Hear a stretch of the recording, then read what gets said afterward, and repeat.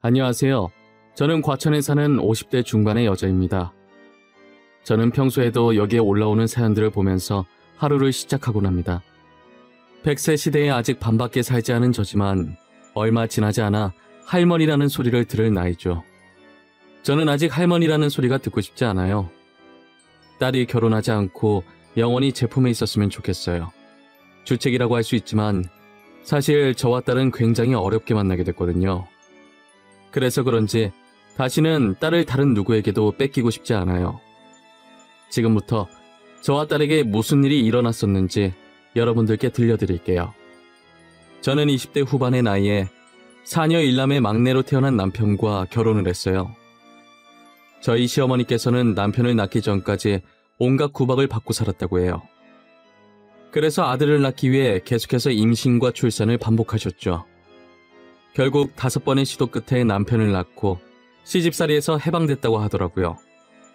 그런데 시어머니께서는 그때 받았던 구박들을 그대로 저한테 하기 시작했어요. 눈만 마주치면 제게 손자 타령을 하시는데 스트레스가 이만저만이 아니었어요. 아침에 눈 떴을 때부터 눈 감을 때까지 아들 노래를 부르시니 혼자 있을 때도 환청이 들릴 지경이었죠. 하지만 저희가 아무리 노력을 해도 임신이 잘 되질 않더라고요. 시어머니께서는 성질이 점점 고약해지더니 제 몸에 문제 있는 게 아니냐며 병원까지 끌고 가서 이상 없다는 소리를 듣고서야 입을 다무셨어요. 아무 문제도 없는데 임신이 되지 않으니 저도 답답했어요. 날이 갈수록 심해지는 시집살이에 저도 진절머리가 나기 시작했죠. 하지만 남편 집안이 워낙 잘 살아서 참고 견딜 수밖에 없었어요. 그렇게 결혼한 지 4년 만에 저는 첫 임신을 하게 되었어요. 하지만 딸이라는 사실을 알게 되었고 저는 아무래도 상관이 없었어요. 제가 힘들게 가진 아이라 딸이든 아들이든 건강하기만 했으면 좋겠다고 생각했죠. 아들을 안 낳으면 구박을 받을 거라는 걸 알지만 그래도 힘들게 얻은 아이잖아요. 어렵게 찾아온 아이라 너무 귀하고 소중했어요. 저는 그렇게 딸을 낳고 구박을 2배로 받기 시작했어요. 구박을 받더라도 아이가 저를 보고 환하게 웃어주면 모든 피로가 가시는 기분이었습니다. 평생 이 조그만 아이를 제가 지켜줘야겠다는 생각을 했어요. 시어머니께서는 저를 괴롭히는 게 도가 트셨는지 이젠 밥상까지 엎으면서 당장 아들 낳으라고 난리를 치시더라고요. 딸도 어렵게 가졌는데 아들 가지라고 하면 금방 임신이 되냔 말이에요. 그렇게 2년이라는 시간이 흘렀고 갑자기 딸이 사라져버린 거예요. 어떤 바람이 불었는지 시어머니께서 딸을 데리고 산책을 가시겠다고 하는 겁니다. 저는 드디어 손녀라고 받아들이는 건가 싶어서 잘 다녀오라고 했죠. 아직도 그때만 생각하면 시어머니와 딸을 그대로 보낸 제 자신이 너무 밉습니다. 분명 나갈 땐 둘이었는데 들어올 땐 시어머니 혼자시더라고요. 저는 너무 놀라서 시어머니께 딸은 어디 있냐고 큰 소리를 쳤어요. 시어머니께서는 잠깐 한눈 판 사이에 애가 없어졌다고 하는 겁니다. 그때의 시어머니 표정은 아직도 생생하게 기억하고 있어요. 아이를 잃어버린 사람치곤 정말 아무렇지 않은 듯한 표정이었거든요. 저와 남편은 아이가 없어졌다는 소식에 난리가 났습니다. 2달 동안 찾아다녔지만 머리카락 한 올도 찾을 수가 없었어요. 전단지를 아무리 돌려도 연락 오는 사람이 한 명도 없었죠. 결국 저희는 경찰서에 가서 딸아이의 실종 신고를 하고 왔어요. 그리고 얼마 지나지 않아 저는 또 한 번 임신을 하게 되었어요. 운 좋게 이번엔 시어머니가 그렇게 애타게 찾았던 아들을 낳았습니다. 저는 아들을 낳은 동시에 시집살이에서 해방될 수 있었어요. 저희 부부보다 시어머니께서 엄청 좋아하셨어요. 하루 종일 아들을 안고 계시고 제가 자고 일어나면 밥상도 대령해 주시더라고요. 솔직히 시집살이 살다가 아들 덕분에 이런 대접받으니 속도 없이 좋더라고요. 딸에겐 미안하지만 대접받는 분위기에 취해 아주 잠깐 딸을 잊고 있었어요. 제가 보통 한 번 자면 깊게 잠드는 편인데 이상하게 그날은 자다가 새벽에 한 번 깬 거예요. 화장실 갔다가 다시 자야겠다는 생각에 안방에서 나와서 거실 화장실 쪽으로 걸어갔어요. 그런데 시어머니 방문이 살짝 열려 있었고 통화를 하시는지 시어머니 목소리가 들리더라고요. 그래. 너가 알려준 무당이 정말 용하더라니까. 손주 본 건 다 네 덕이야. 어쩜 그렇게 잘 맞춘다니? 나는 원래 안 믿으려고 했었거든? 근데 너무 신기하다. 나도 처음엔 너처럼 안 믿었거든. 근데 그 무당이 시키는 대로 하니까 우리 며느리도 단번에 아들을 낳은 거야. 너무 신기했다니까. 아니, 손녀가 아들 기운을 다 가져간다고 멀리 보내라고 하길래 그래도 내 핏줄인데 싶은 마음이 들긴 했단 말이지. 근데 이렇게 바로 아들이 생길 줄은 몰랐어. 그래도 내가 잘 사는 집으로 보내줬잖아. 그럼 됐지. 돈 많은 집에서 사랑받으면서 사는 게 네 손녀한테는 더 좋을 거야. 알고 보니 무당이 시어머니께 제 딸을 계속 데리고 있으면 아들은 평생 못 낳는다고 말하는 바람에 자신의 지인을 통해서 딸을 다른 집으로 보냈다고 하는 거예요. 그리고 저희가 딸 실종 신고를 한 날 몰래 다시 경찰서로 가서 딸 찾았다고 실종 신고를 취소해달라고 했다더라고요. 저는 할머니라는 사람이 자기 핏줄인 손녀한테 어떻게 그런 짓을 할 수가 있는지 이해가 가질 않았어요. 저는 모든 사실을 알고 그 자리에서 쓰러졌고 눈을 떠보니 병원이더라고요. 남편이 잠시 물을 가지러 간 사이 제가 일어났고 남편이 병실로 들어오자마자 제가 들었던 것들을 울면서 말하기 시작했어요. 여보, 어떻게 어머님이 그럴 수가 있어? 아무리 아들이 중요해도 그렇지 낳아준 부모가 이렇게 살아있는데 그 어린 것을 남의 집에 보내냐고. 자기 핏줄이잖아. 일단 진정해봐. 당신 그러다 또 쓰러지겠어. 내가 어머니한테 애 어디로 보냈는지 물어볼게. 내가 다시 우리 딸 찾아올게. 그러니까 제발 당신 몸부터 챙겨. 우리 딸이 너무 불쌍해. 못난 부모 만나서 태어나자마자 미움받고 부모랑 생이별하고. 나 더 이상 어머님 얼굴 보고 싶지 않아. 같은 공간에서 숨도 쉬고 싶지 않아. 알겠어. 우리 분가하자. 당신 퇴원하면 바로 분가해. 알겠지? 지금은 당신 몸 회복하는 것만 생각해. 의사가 몸 많이 약해졌다더라. 제 말을 듣고 남편이 시어머니를 추궁했지만 아이를 어디로 보냈는지 끝까지 말씀을 안 하더라고요. 저는 어떻게든 딸을 찾아보려고 했었지만 늘 허탕이었어요. 남편은 저보고 할 만큼 했으니 아들 봐서라도 이제 그만 포기하라고 하더라고요. 지금 우리 곁에 있는 아들이라도 잘 키워야 하지 않겠냐고 말이에요. 그때까지도 저는 딸 찾는 것을 포기할 수 없어서 아들을 재워놓고 밤마다 딸을 찾아다녔어요. 하지만 이제 이것도 20년 정도 지나니까 저도 슬슬 지치더라고요. 결국 저는 딸을 찾는 것을 포기하고 살았었어요. 아들도 이제 막 성인이 되었고 미국으로 유학을 가고 싶다고 하길래 보내줬어요. 현재는 미국에 있는 대학교에 재학 중이래요. 처음엔 자주 연락을 했었는데 아무래도 멀리 떨어져 있다 보니 자기 생활하기도 바빠서 지금은 어쩌다 한 번씩 연락을 하고 있었어요. 저는 남편과 오붓하게 둘이서 점심을 먹으려고 남편 회사로 찾아갔어요. 회의라도 하는 건지 남편이 자리에 없었어요. 그래서 남편을 기다리려고 가만히 앉아 있는데 비서가 들어오더라고요. 원래 보던 얼굴이 아니어서 저도 모르게 빤히 쳐다봤나 봐요. 그런 저를 보고 활짝 웃으면서 이번에 새로 일하게 된 비서라고 자기를 소개하더라고요. 도도했던 전 비서와 상반되게 엄청 방긋방긋 잘 웃고 싹싹했어요. 안녕하세요. 사모님 맞으시죠? 저는 이번에 새로 일하게 된 비서 강주흔이라고 합니다. 저를 처음 봐서 놀라신 것 같아서 이렇게 인사드립니다.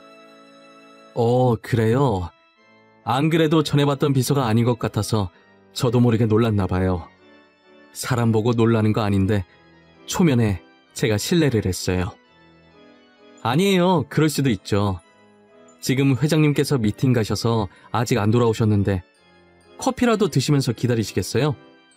미팅 가신 지 좀 돼서 금방 오실 것 같아요. 아, 그럼 그래 줄래요? 괜히 저 때문에 일하는데 방해된 건 아닌가 모르겠어요. 이럴 줄 알았으면 미리 연락이라도 하고 올 걸 그랬네. 지금까지 일했던 비서들과 인사 말곤 해본 적이 없었거든요. 다들 저를 사모님이라고 어렵게 생각하던데 그럴 때마다 제가 더 불편했었거든요. 그런데 이번에 들어온 비서가 부침성도 좋고 사람 좋은 미소를 하고 있어서 그런지 저도 모르게 비서랑 편하게 말을 하고 있더라고요. 다른 비서와 다르게 저를 어렵게 생각하지 않는 모양이었어요. 저는 그런 모습이 오히려 강단 있어 보이고 마음에 들었어요. 비서가 건네준 커피를 봤는데 비서 손가락에 점이 있더라고요. 저희 딸도 비서처럼 손가락에 점이 있었거든요. 너무 신기한 나머지 또 무례하게 놀라면서 손으로 점을 가리키고 말았어요. 아, 점이요? 괜찮아요. 다들 놀라세요. 모양도 특이하잖아요. 보통 점이라고 하면 동글동글해야 하는데 이 점은 살짝 타원 모양으로 길쭉하니까. 미안해요. 초면에 제가 실수를 너무 하네요. 내가 원래 이런 사람이 아닌데 사실 제 딸도 손가락에 점이 있었거든요. 그래서 너무 신기해가지고. 정말요? 진짜 신기하네요. 여기에 점 있는 사람 흔치 않을 텐데 손가락에 이렇게 큰 점 있는 사람이 잘 없잖아요. 저는 싹싹한 성격도 그렇고 딸과 비슷하게 점 있는 것도 그렇고 이상하게 딸처럼 느껴지는 비서에게 끌리기 시작했어요. 저는 비서의 첫인상이 너무 좋아서 남편과의 약속을 핑계로 자주 가서 친해졌어요.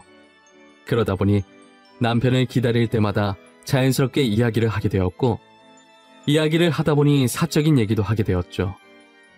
저는 비서의 가정사를 듣게 됐는데 비서도 참 힘들게 살았더라고요. 원래 아버지께서 사업을 하셨었는데 직원이 회사 돈을 들고 도망가는 바람에 망하게 됐다고 하더라고요. 그 당시 비서의 나이가 고작 9살밖에 안 되었다고 했었어요. 한순간에 집안이 무너졌고 갈 곳 없는 처지가 되다 보니 아이를 키울 여력이 되지 않아서 할 수 없이 비서를 보육원으로 보냈다고 하더라고요. 그땐 부모도 없이 혼자서 살아가는 게 적응도 안 되고 너무 힘들었는데 지금은 여러 일을 하면서 돈을 모아 어느 정도 살만해졌다고 하더라고요. 제가 부모는 아니지만 그런 환경에서 이렇게 밝게 커준 게 너무 대견했어요. 괜히 이상하게 잃어버린 딸이 생각나면서 더 챙겨주고 싶은 마음이 들었죠. 비서 얘기를 듣다가 저도 어디에 털어놓은 적 없던 아픈 과거사를 꺼내기 시작했어요. 비서에게 말해도 될 것 같다는 생각이 들었거든요. 전에 내가 말했던 딸 기억하는가 모르겠네. 사실 딸이 3살 되던 해에 잃어버렸어. 20년 동안 찾아다녔는데 흔적조차 찾을 수가 없더라고. 저랑 똑같이 손가락에 점 있다고 했던 그분 말씀하시는 거죠? 그동안 사모님도 마음고생 많이 하셨겠어요. 가끔 딸이 어떻게 컸을지 상상해보는데 이젠 옛날 얼굴도 가물가물해서 상상을 할 수가 없었어. 가끔 주은 씨를 보면 딸 생각이 나서 계속 말을 걸게 되더라고. 주은 씨를 보면 정말 친딸같이 편해. 알고 보면 제가 친딸인 거 아니에요? 드라마 보면 그런 일 많잖아요. 제가 부모가 있긴 하지만 저도 모르는 출생의 비밀이 있을 수도 있고. 그냥 사모님 웃으시라고 한 소리예요. 주은 씨는 내가 안 불편한가 봐. 이렇게 농담도 잘하고 말이야. 이때까지 있었던 비서들이랑은 서먹서먹했었거든. 그래요? 전 사모님이 너무 편한데요. 사모님께는 엄마 같은 포근함이 있어요. 사모님과 있으면 뭔가 따뜻하고 부드러운 느낌이 들어요. 나한테 그런 느낌이 있나? 처음 알았네. 앞으로도 엄마라고 생각하고 편하게 대해줘. 괜히 사모님이라고 어색해하고 불편해하는 거 딱 질색이야. 그럼요. 사모님도 저를 딸이라고 생각하시고 편하게 대해주세요. 회장님도 그렇고 사모님도 그렇고 너무 좋으신 분 같으세요. 저희는 농담을 주고받으면서 앞으로 모녀지간처럼 잘 지내보자고 했어요. 그렇다고 생각 없이 아무 때나 찾아가서 말 걸고 하지 않았어요. 저랑 친하게 지낸다는 소문 돌면 비서에게 좋을 게 하나도 없으니까요. 어느 회사든 시기에 질투하는 사람들이 늘 존재하잖아요. 혼자 알아서 일 척척 잘하고 있는데 괜히 피해주긴 싫었어요. 그리고 얼마 후 남편이 원래 신장이 안 좋았는데 나이가 들어서 그런지 상태가 더 안 좋아졌더라고요. 결국은 다른 사람에게 신장 인식을 받아야 하는 상황까지 왔어요. 하지만 저는 많이 늙었고 아들은 현재 당장 한국에 들어올 수 없는 상황이었어요. 비서는 저희의 사정을 알고 자기가 선뜻 신장 기증을 해주겠다고 하는 거예요. 주은 씨가 신장 기증을 해주겠다니 그게 무슨 소리야. 우린 기증자 나타날 때까지 기다리면 돼. 그러지 마. 아니에요. 회장님께 은혜를 갚고 싶어서 그래요. 제가 비서일 할 수 있게 해주신 것도 회장님이시란 말이에요. 아무리 그래도 그렇지 어떻게 그렇게 쉽게 자기 신장을 남한테 이식해준다고 해. 우린 괜찮아. 기증자 금방 나타날 거야. 기증할 생각 하지 마. 사모님, 전 아직 젊고 건강하잖아요. 수술해도 금방 회복할 수 있어요. 그리고 회장님이랑 저랑 혈액형이 똑같아서 가능할 거예요. 아니야. 이건 진짜 아닌 것 같아. 어차피 가족 아니면 수술 못하는 걸로 알고 있어. 그러니까 주은 씨, 이식해줄 생각이면 일찌감치 접어. 알겠지? 이식 수술이라는 거 쉽게 생각할 게 아니야. 사모님, 요즘 기술이 얼마나 좋아졌는데요. 이식해도 아무 문제 없을 거예요. 아마 가족이 아니라도 본인이 이식하고 싶다고 하면 해주실 거예요. 혹시 모르니 검사라도 받아볼래요? 저는 비서가 이렇게 고집이 센 사람이라는 걸 그때 처음 알았어요. 제가 아무리 겁을 주고 말려봐도 제 말은 들으려고 하질 않더라고요. 결국 비서는 신장을 기증할 수 있는지 필요한 검사들을 다 받았어요. 의사는 저희에게 정말 뜻밖의 결과를 말씀하시더라고요. 강주은 씨 검사 결과를 보니까 신장 상태가 아주 깨끗하고 좋아요. 그리고 환자분과 혈액형도 일치하고 가족관계 이미 확인이 되어서 기증을 하실 수 있겠네요. 잠시만요, 선생님. 가족관계라니요? 그게 무슨 말이에요? 저희 남편이랑 주은 씨가 왜 어떻게 가족이라는 거예요? 모르셨어요? 두 분 모녀지간 아니었어요? 어허, 유전자 결과 검사가 일치한다고 뜨는데 남편분과 강주은 씨는 부녀지간입니다. 알고 보니 저희가 지금까지 애타게 찾던 친딸이 비서였어요. 이렇게 저희랑 가까이 있었는데 그동안 몰라봤다니. 그리고 그걸 지금 남편 신장 이식하려고 검사하다가 알게 됐다는 게 너무 드라마 같았어요. 순간 제 인생이 누군가 각본을 짜고 저는 그 작가의 꼭두가시가 된 기분이라고 해야 할까요?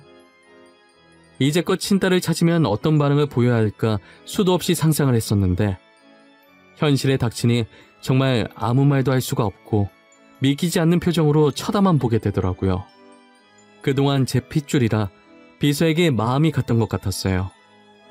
비서가, 아니 제 딸이 전에 우스갯소리로 자신이 친딸 아니냐고 농담을 한 적이 있었는데 정말 제 친딸이었다는 게 진짜 놀란 걸 넘어서 헛웃음이 나올 지경이더라고요. 저는 딸을 데리고 남편이 있는 병실로 들어갔어요. 남편은 딸을 보고 당분간 휴가라고 했는데 왜 여기까지 왔냐고 하더라고요. 저는 그런 남편에게 우리 딸이라고 말하니 무슨 이런 인연이 다 있냐고 하면서 딸을 비서로 고용하게 된 사연을 말하더라고요. 사실 자신이 자주 가던 식당에 딸이 홀서빙 알바로 있었는데 너무 눈에 밟혀서 월급을 2배로 줄 테니 비서를 하지 않겠냐고 제안을 했다는 거예요. 이런 식으로 비서를 뽑은 적이 단 한 번도 없었는데 희한하게 핏줄을 알아본 건지 자기가 제안해놓고 자기도 많이 놀랐었다고 하더라고요.